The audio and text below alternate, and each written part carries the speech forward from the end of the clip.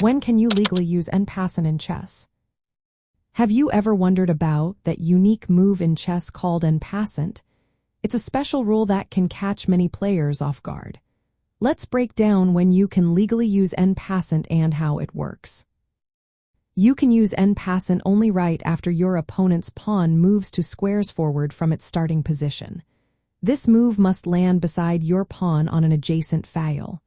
For example, if you are playing as white, your pawn should be on the 5th rank. If you are black, your pawn needs to be on the 4th rank. Now, here's the key part.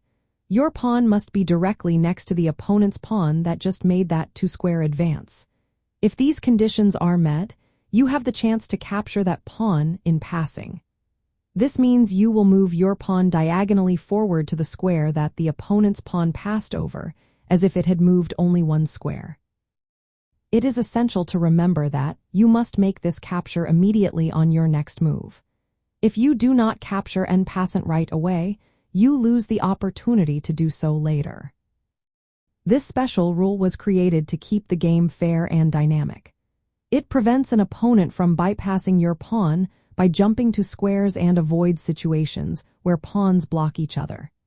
En passant is unique because it is the only capture in chess where the piece that captures moves to a square not occupied by the captured piece. To summarize the conditions for using en passant, first, the opponent's pawn must have just moved 2 squares forward from its starting position. Second, your pawn must be on the correct rank and adjacent to that pawn.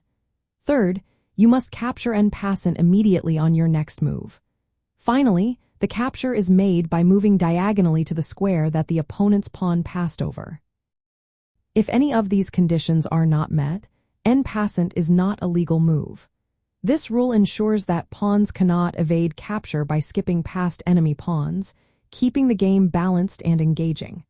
So next time you see an opponent's pawn make that 2-square leap, remember the en passant rule and seize the moment.